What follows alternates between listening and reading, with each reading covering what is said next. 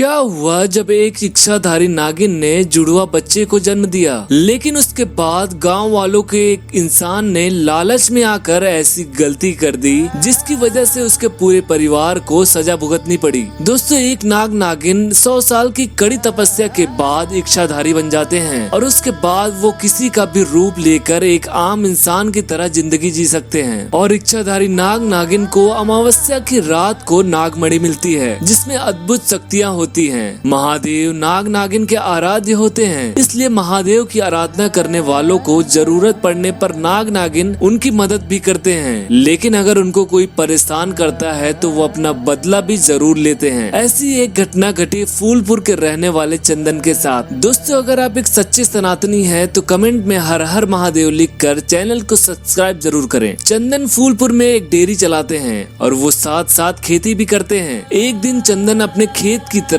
फसल देखने गया था। वहाँ जाकर उसने देखा कि उसके फसल को पानी की जरूरत थी। तभी वो पास के एक तालाब के पास गया जहाँ से वो अपनी फसल को पानी देता था। वहाँ जाकर चंदन को कुछ अजीब आवाज सुनाई देती है। चंदन उस तालाब के आसपास जाकर देखता है तो वहाँ पर उसे एक नाग नागिन दिखाई देते हैं। चंदन देखता है कि नागिन गर्भवती थी और वहीं पर बच्चों को जन्म देने वाली थी। चंदन वहीं खड़े होकर सब देखता रहा। थोड़ी देर में नागिन ने जुड़वा बच्चे को जन्म दिया। चंदन उन बच्चों को देखकर लालच में आ गया क्योंकि उन बच्चों में एक अलग ही चमक थी। इसलिए चंदन को लगा कि अगर ये बच्चा उसको मिल जाए तो उसकी जिंदगी बदल जाएगी, क्योंकि ये एक इच्छाधारी नागिन के बच्चे हैं और उनके बच्चों में भी चमत्कारिक शक्तियाँ होती हैं। तभी चंदन पीछे से जाकर फावड़े से नाग को मार देता है और उसमें से एक बच्चे को अपने हाथ में ले लेता है। वो नागिन को भी मारने वाला होता है, लेकिन वो अपने एक बच्चे को लेकर वहाँ से किसी तरह भाग जाती है। चंदन उस बच्चे को पाकर खुश हो जाता है और उसको अपने घर लेकर जाता है। उस दिन के बाद से चंदन के डेयरी का व्यापार और अच्छा चलने लगा। उसके खेतों में भी अच्छी फसल होने लगी।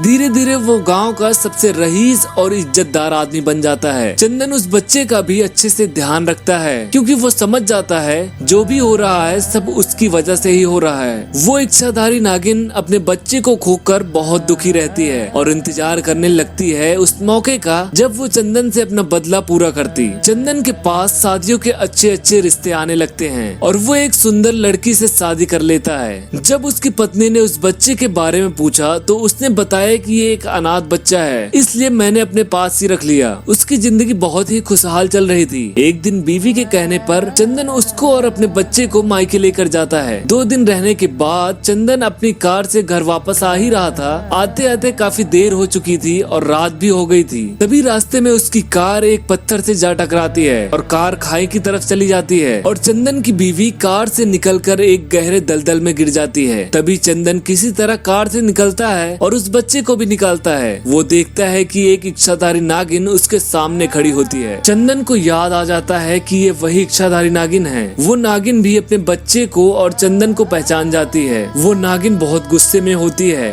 अमावस्या की रात थी, इसलिए वो नागिन मणि पाकर और भी शक्तिशाली हो चुकी थी। बस रह गया था तो उसका बदला। चंदन अपनी बीवी को तड़पता देख बचाओ बचाओ चिल्लाने लगता है। तभी वो नागिन बोलती है कि तुम दोनों में से अब कोई भी नहीं बचेगा। चंदन बहुत डर जाता है और उस नागिन के सामने घुटने टेक कर बोलता है कि मेरी गलती की सजा मुझे दो, मेरी बीवी को नहीं। चंदन को अपनी गलती का एहसास हो चुका होता है कि जब कोई अपने को खोता है तो कैसा दुख होता है। उस नागिन का भी गुस्सा धीरे धीरे शांत होने लगता है और उसने चंदन की बीवी को वहाँ से बाहर निकाला। चंदन ने उससे अपनी गलतियों की माफी मांगी और उसके बच्चे को वापस कर दिया। वो नागिन अपने दोनों बच्चे के साथ वापस जंगल में चली गई। दोस्तों, किसी भी लालच के चलते किसी को नुकसान नहीं पहुंचाना चाहिए, नहीं तो उसका फल एक दिन जरूर मिलता है। वीडियो कैसी लगी वीडियो को लाइक और चैनल को सब्सक्राइब जरूर करें। हर हर महादेव।